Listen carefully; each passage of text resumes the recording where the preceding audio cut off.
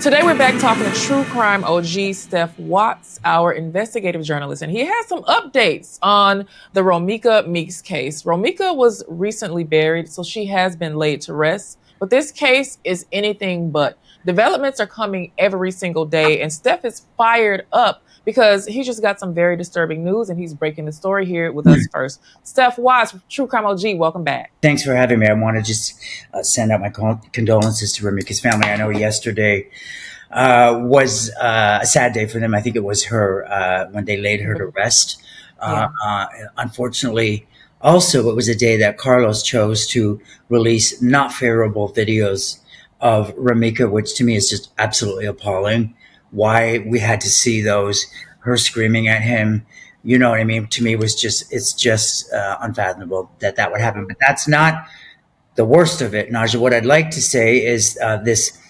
First of all, Holly Johnson's, real name is as Kadesha. Is it? Am I saying? It's pronounced Quadasia. Quadasia Johnson. Quadasia Johnson. So anyone that changes their name or acts under an alias for me is initially a problem. But that's not what I'm here to talk about. What I'm here to talk about is her CCL, her gun, and her gun license are not being revoked. She will be able to legally continue to carry a weapon, and she will be able to continue to be licensed under the CCL.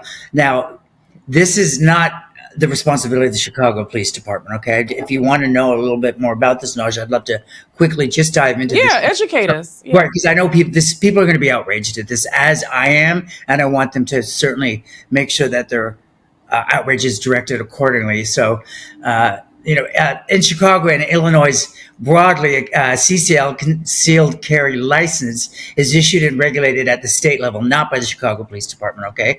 So the ISP, the Illinois State Police, are the agencies with the legal authority to use, suspend, or revoke an individual CCL, like in the case of Holly Johnson, a.k.a. Quadasia Johnson, Johnson, aka Holly Johnson. So here's how it works now. If someone is arrested and charged with a certain crime or deemed a danger to themselves or others, law enforcement, including Chicago PD, the Cook County Sheriff's Department, or the prosecutors, can file an objection to notify ISP. The case is then reviewed by the Conceal and Carry Licensing Review Board, which can remove, revoke, or the denial. So under the Illinois State Police, ultimately the ISP, the Illinois State Police, make the final decision to revoke or suspend the license. So in short, the ISP can officially revoke a CCL through local law enforcement like the CPD, which can trigger the process. But here's the problem. In this case, Naja, as we know, she wasn't charged. So we know that she blatantly pulled out a gun and said she was in fear for her life and shot and killed Romeca Meeks. Her license is not going to be revoked, and she will continue to be able to carry a weapon.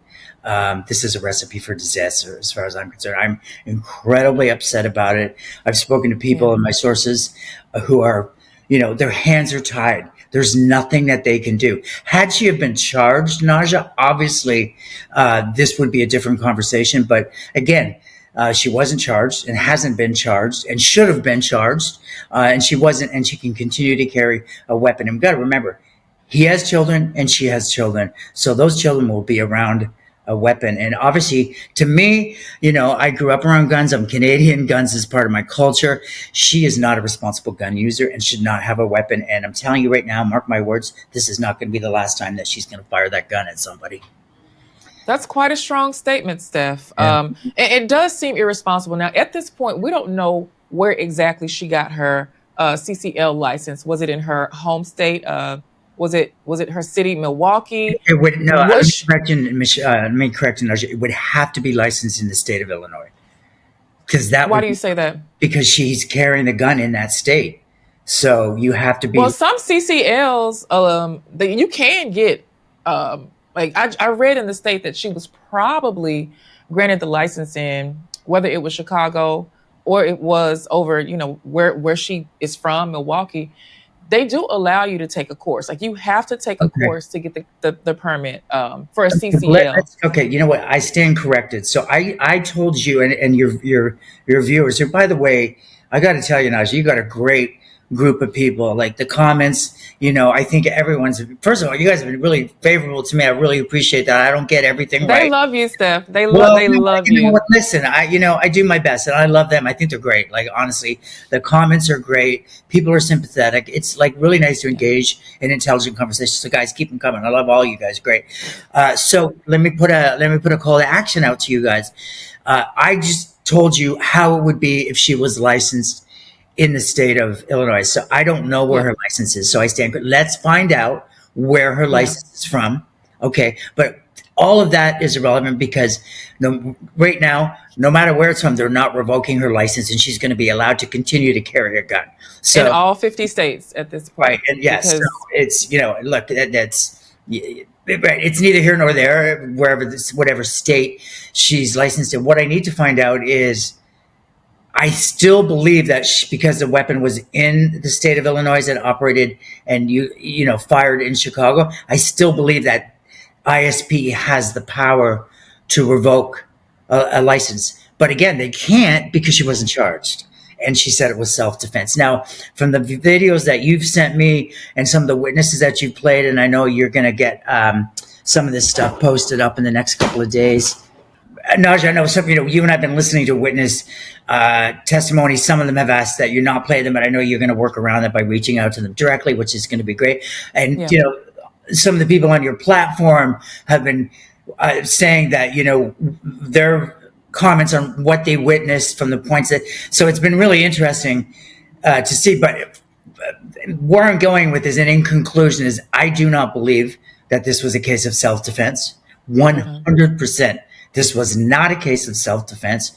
And Quadisha, am I saying that right? Quadisha, am I? Quadeja. Quadeja Johnson, aka Holly Johnson, should have been charged for the murder of Romeca Meeks. And that's my statement, and I'm sticking to it.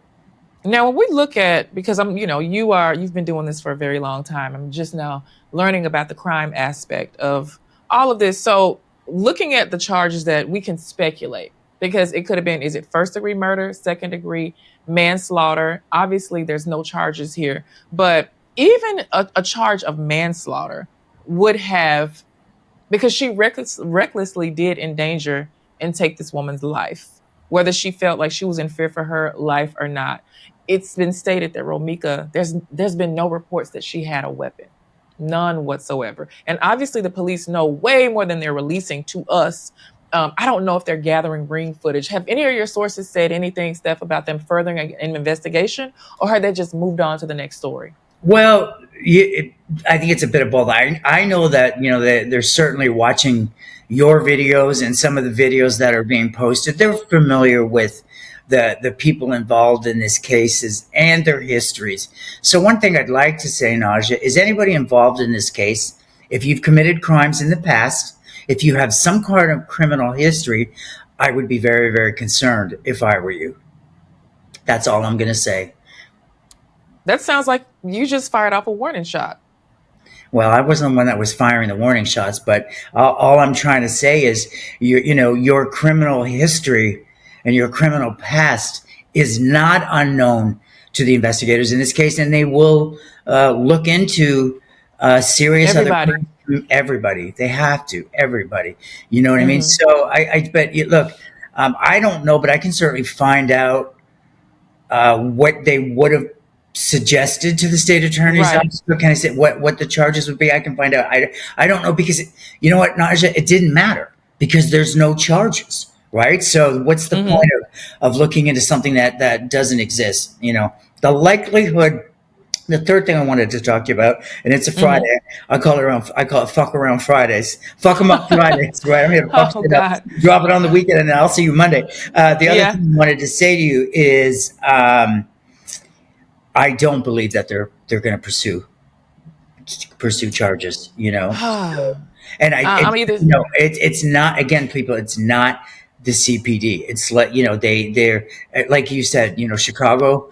There's a lot going on, and there's a lot of other crimes, and the investigators in this case, I think, are incredibly frustrated with their inability to get this charged. And It's like, so interesting because when it came down to Jussie and that whole hoax or whatever that was, they pulled out all the big guns and the entire team was called out. So there Don't are even get me ring started on that cameras. case. I don't know if your viewers are aware that that was a story I worked on. I'm close with Olambola, the guys at the center of the Jesse Smollett case, as are you. You Yes. know, I introduced Yes. them to you. You had them on your podcast with George Santos. They were here. Yeah. I love them. They're great guys, you know. But this And we probably should bring them here just to talk, yeah, if the we should get audience them on. wants Yeah, that, yeah, yeah. so We were talking about that. Well, because especially I know we've gone off topic, but it's Fridays. We we talk are. about Fridays. You know, with the release of the new Netflix special.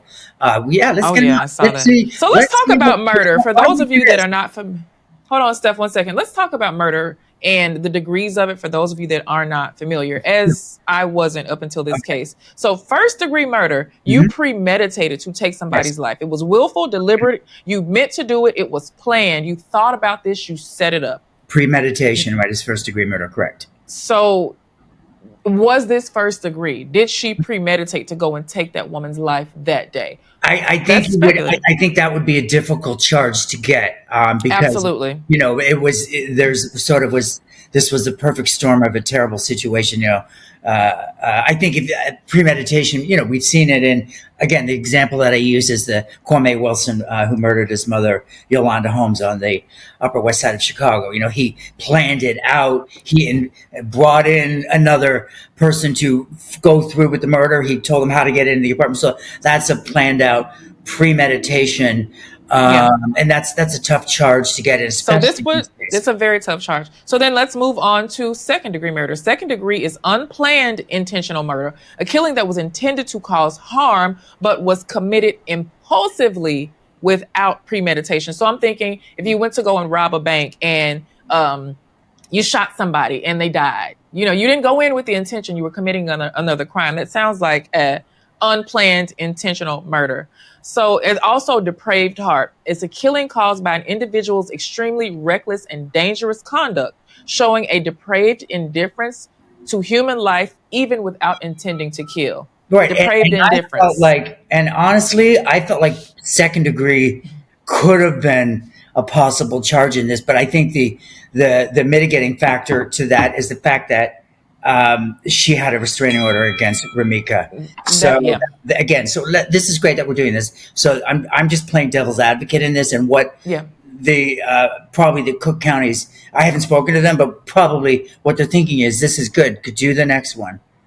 Yeah. Okay. So third degree, which is rarely used in the state of Illinois and not too much these days, but we're still going to go over it. Third degree murder in jurisdictions that recognize it, which I don't think Illinois does. Third degree murder may cover killings where there was less intent or planning than in second degree murder, such as a killing during a reckless act that doesn't fall under first degree. The varying definitions are the existence and exact definition of third degree murder vary significantly by state. So we can skip over that, Steph. Let's go to manslaughter because Yeah. this looks like a manslaughter case. You have two different types of manslaughter Hmm. charges that one can get. They can get voluntary or involuntary. So with voluntary, it's a killing committed in the heat of passion or due to sudden provocation where the intent to kill was not entirely justified.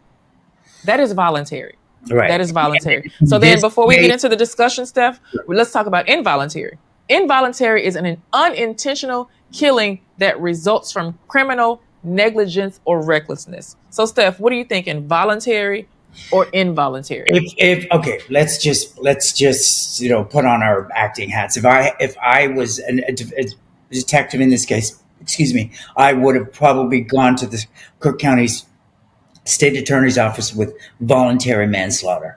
I Mm-hmm. think that that's best fitting in this situation. But this is one thing. Again, I spoke to my source, and people are going to be angry about this, but they have to understand one of the deciding factors in not charging Miss Johnson The is the girl fact that had the restraining order. well, no, but they also have to look ahead and say, and this is a quote from my source. Would a jury of 12 people convict her on a charge? And remember, there's a lot like in this situation. unfortunately, the victim's past would come out, the relationship, the tumultuous relationship, and again, that restraining order and her version of the story, which is I was 15 feet away and I was in fear for my life, which to me is a contradictory statement. 15 feet away and in fear for your life to me is, I have a problem with that. But, and, Hmm. Romeca's dead. She's not there to tell her side of the story. We've got video accounts. But in conclusion, my long-winded comment is that they felt they would not be able to convince a jury of 12 people that this was voluntary manslaughter. Therefore, they didn't charge her. And we do know the offices, how they work. They're not going to take on a case that they don't feel like they can win. So they clearly there's something compelling them and saying, this one's not in the bag. We don't have this. They know information that we simply do not have just Yeah. yet. And we are working on getting. But we also know, Steph, now we've heard from a witness, and the witness's voice was recognized from the crime scene video, the video that went viral, how we found out about this case. She did an interview with circulating the net right now. We've talked to other witnesses and we're working on getting statements from them. We're just still confirming because we do like to confirm things and verify before we put anything here on Naja News. But one thing that we know from the 3 witnesses that we have heard from at this point, nobody saw what happened before the Right. incident. Everybody got there when the altercation was already Right. happening. 100%. Right. And I think I liked that witness because she was clear on her entry point. And I always tell, and we had this conversation before, and I want to just explain this to everyone who's involved, because everyone's really good. You guys are great web sleuths, really good Yes, information. they're giving us information. Right, Absolutely. but you're right. So what's missing, and I think what we don't have an actual eyewitness that said, I was there, I saw Romeca get into her car, I saw this happen. Right? There's a really big piece of the puzzle that's missing, and that information, that piece of the puzzle, is being filled in by Carlos and by Miss Johnson. So again, Right. the witnesses are great, but always remember where they came in. I think the woman said she got off the bus, and Right. so there's And the other 2 witnesses that we have, they also saw it when the altercation had happened. And they saw it from a different vantage point than the witness video that's out there. So I want to talk a little bit. You've worked a lot with witnesses, Steph. And some witnesses can be entirely compelling and believable because they're emotional. And then we find out that they may not be credible, which is always why I wait to reserve opinion, because I've heard some very compelling stories, and then we find out that a witness was offered a deal, or they took a plea, or something else happened. Where are we with understanding how credibility works? And not just in this case, but how do we know to believe a witness that sounds compelling? Because we look at the Central Park 5, great example. The witness swore that they were guilty, and then come to find out they were not. And they spent 20 years of their lives or so locked up because of witness statements. Right. So what gives us a compelling, credible witness? Well, that case that you reference is, I think we're opening up Pandora's box, because we're getting into systemic racism, right? And historic racism, because that victim was white. And, I'd love to talk about that for another day. I know. Absolutely. We sure have to. Let's go there. Let's stick to this case. And again, Okay. the problem is that Romeca's dead. Okay. And we have 2 witnesses who are obviously going to corroborate their story, right? And the story is, I had a restraining order, which she did, and I fired in self-defense. Is anybody buying that story? Not really. Okay, really, none of us are buying. It's a tough buy. Right. Even everyone on, I'm reading the comments, I'm looking at everything, and people are entitled to their opinion. What I would like to do, what I would challenge them is, as you know, I was one of the executive producers of Lie Detector on A&E, and I'm currently working on a new show, Lie Box, where we're going to strap people up, and we're gonna give them a lie detector test, a polygraph test. I would like to put Miss Johnson give her a polygraph test. I would like to poly Miss Johnson, but again, the police department don't have the time and the resources to do that, because they didn't have what you said. Like there was, if there was a really credible eyewitness that was like, I was there the whole time, and Yeah. Miss Johnson was the aggressor in the situation, that this would be a Case different closed. Case closed. case closed. Because You just know what? because you have a restraining order against a person, Mhm. if they are not aggressing you, you do not have the right. Now, Mhm. and this is kind of where we get into semantics, because if you have a restraining order against a person, and you've been granted that, you've been able to prove that they've made threats against you, you are in fear. If they do come into your space and you have to retaliate using whatever you can, if you have a gun, if you have your hands, a baseball bat, mace, then at what point is the person that's being violated responsible to flee? I know now, I'm pretty sure, I think Quadeja wishes she just would have gotten in that car or driven away and let Carlos and his child's mother duke it out, because she Or still had her 5-month-old baby in the car. gotten in the car and locked the door. To me, that altercation was between Carlos and Romeca. Okay, that And was her their baby was in the car. that was their So, issue. She had a child in right. the car. Again, and one Who thing, she still does not have back yet, by the way, because right, DCFS did take the child right, because violence happened in front of right. them. Now that's gonna, it's gonna be an interesting. That's gonna be another whole conversation, because it's more than likely that Carlos will probably end up by getting custody of that child. I think the grandmother's going to fight for custody, but he is the father, Yeah. and this is going to be, this. Listen, this is your area. But one thing I wanted to Yeah. add to this conversation is, and when my source was telling me this morning, is that we have to remember there's cases in Chicago where people have weapons that aren't licensed, that are unlicensed, on no CCLs, illegal weapons, and they've murdered people and have not been charged. So, it's, again, I think it's, what's important is the conversation that we're having, the conversations to come out of this. This is not okay, right? This sets a terrible precedent as far as I'm concerned, saying, just if you're in an argument, you can pull your gun out and shoot somebody. I want everybody to know that I know that that looks like the case, but please, it's the wrong thing to do. And honestly, you know what? If I saw Miss Johnson coming, I'm going to run, because she's got a gun and a license to kill, apparently. So if you see Miss Johnson, I think I would be, a little bit careful around her. She could shoot and claim it's self-defense. And again, I know I'm being hard on her, but I'm using this as an example of the laws. That the laws need to change. Look, the police's hands are tied. Trust me, they're frustrated. The DA's office, the state attorney's office, feels like they can't get a charge on this. They won't get it in front of a jury. They've got 150 cases of people with illegal weapons in the same situation that they weren't able to bring charges. So, the system is broken.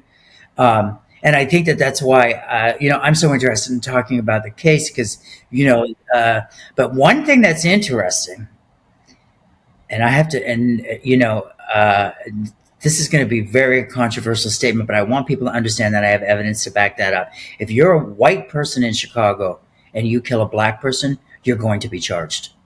And I have an example of one where there was an individual who shot, and I can get you more information on this, two young black men who were allegedly taking his bike. He'd had issues with them before. He shot and killed one or both of them. And this is a fairly big story, and we can maybe jump into this next week.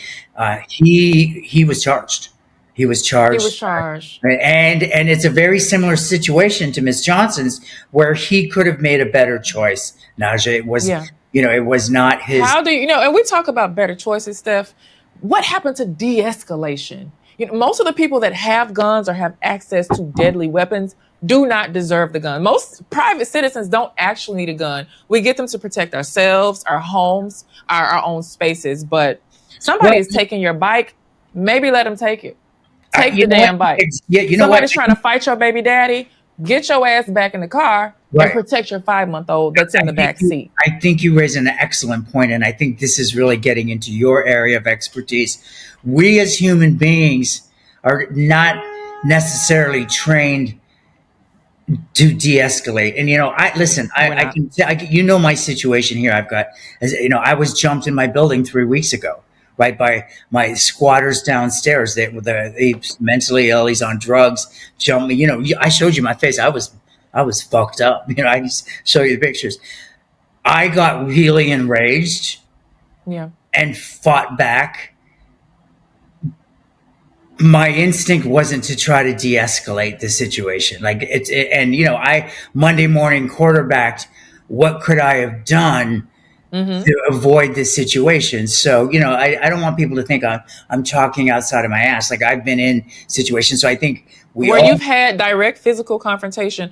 I yeah, think when I think about de-escalation, if somebody is invading your personal space and they are an immediate threat yeah, and you can't get away, then mhm, sometimes we have to physically fight our way out of that, which is what happened with you in that case. yeah, and that, In this particular instance that we're talking about, there's a car, a 2,000 pound piece of metal right here. You get your ass and sit in the seat and stay in there and let those two duke it right. out, So, because your baby was more important than anything they haven't mhm, going on at this point. And I mhm, get it. For a living, I literally, for the last 10, 15 years, I've been helping people, co-parents in chaos. That mhm, is my job. That's what I mhm, do for a living. And so these cases are intensely emotional because you share a child. There's still mhm, unresolved feelings. There's mhm, a third party that's not been brought into the mhm, picture. So we have emotions mhm. that are high. High, if there's a word that's higher than high, emotions are through the roof. And in moments like this, the human ego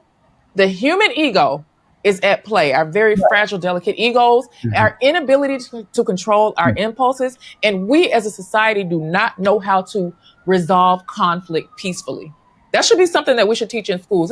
How to Yeah, resolve no, conflict. I agree How do with I you. stop? How do I keep myself out of a fight? Right. Because Steph, we just want to go home, get in our beds at the end of the night. No, Romeca did not think Mhm. when she was dropping her baby off at school that she would never see him again. But She you know had what? And plans for that day. and again, I'm not bashing the victim at all, but I wished Ramika would have had the tools and the training to also understand de-escalation. There was three people in that Yeah, situation who could have de-escalated that. yeah. Carlos, who to me holds the majority of the responsibility because he's the man and he's playing these two women, and but Ramika had a responsibility to de-escalate, and so did Miss Johnson. So again, I think it comes down to, I'm glad we're having this conversation. It's really your area of expertise, is can we have conversations around remove yourself from the situation, in To that save moment. your life. Right. I Yeah, would, because if Ramika had had the tools, and I felt like from what I'd seen in her, she was incredibly upset and angry, and yeah. she had a right to feel that way, but she didn't have someone like you. Like she didn't have, I felt like, the coaching or the guidance Mm. to work through To those. say, girl, that man is not worth it. Right. I know he You have might a still be child messing in, with you, you have a and he's child in messing with school. her. Yeah. Your Yeah. life is beautiful. Yeah. Um, Right. let her have your sloppy seconds. Let her Right. have that man. And he ain't really even her man. He's everybody's man from what we understand, because we're seeing stories come out. And, it's like not putting blame on the deceased, on the victim, but anybody could have walked away. Yeah. She could have been like, oh my God, those two idiots, I'm leaving. I got a baby to think about. And Right. like just, and we talk about that, but we are playing Monday morning quarterback. But whoever, if someone is watching this, I would compel you. If you are in a situation today, somebody steps on your shoes, somebody looks at you crazy, your goal is to get home, go have dinner with your loved ones, go have a drink tonight, lay in your bed and wake up tomorrow. I want you to stay focused on your goal. Anything else that a stranger says to you should not compel you so much that you're putting yourself in your life in harm's way. I wish Romeca would not have gotten out the car. Hmm. I wish that she would have had skills to just know that it was not worth it. I Or don't know why also, Holly was there. Oh, and there's something else, Steph, that I see people bringing up. They say, well, why was Holly even at the school? Why was she? From the understanding that we have in several sources, they had stayed the weekend together, Holly, Carlos, and with their child, doing the family thing. There were three cars on the scene. We know Carlos's car was there, Romeca's car was there, and one car that's believed to be Holly's. Since Carlos lives a block away from the school, the shooting happened at 9:06. I think we said Mhm. 9:30 previously, so I want to correct that. Shooting happened at 9:06. Romeca did see the two of them. She saw Carlos's car because she had to pass that way in order to get to where she was going. She made the U-turn and approached. She made the U-turn and approached. That is something that we have found to be Yeah, true. I The mean, shooting right. did not happen in front of the school, y'all. Mhm. And I know Yeah. people, it's hard to accept that fact. It happened closer to his home. because you can Google the address Mhm. before you make the comments. Go and Google where the shooting Yeah. happened. So she approached Steph, Yeah, and but look, you know what? We can't change what happened. What I would like, because I'm a big believer in moving the conversation forward and attempting to. yeah, I would hope that Ramika's legacy can be de-escalation. Like her death won't be in vain if people will remember the situation, and if they find themselves in a situation, when I get heated, I call you. I have people like, to be like, you need to take it down, right? yeah, You get in that car, call a buddy, call a friend, call the police, remember the yeah. situation. And you're right. Like, it's not worth it. She had a life ahead of her. She had a beautiful child, and she could have fallen in love, and, all this stuff. She could have found. She could have had a Yeah, husband. right. Her career looks booming. She was already Mhm. just beautiful. She Mhm. could have had her life to do whatever she wanted Right. with, and she does not have that anymore. And I think that's what's so baffling to people. It's Yeah. just so hard for us to wrap our heads around when we see cases like this. This this did not have to happen. I wish we didn't have things like this to even talk about. I wish things like this did not happen in the world. It didn't have to happen. And as I said earlier, and I know you want to wrap up, as I said, seeing the day of her repass or funeral, whatever you want to call it, and the beautiful Yeah. balloon release, and an individual involved in this releasing, videos unfavorable to the victim, to me is just unfathomable. It's just, it shows you the kind of character of an individual. And if there's an altercation between me, if me and you are pissed off about something and we're arguing, and Right. and you release that video of me, that's a fraction of my personality. So why are you, It's 8 seconds. listen, you won, okay, buddy, you won. She's Yeah. dead, you got the girl. Why are you continuing to bash her? What are you afraid of? Why are you making Romeca look bad?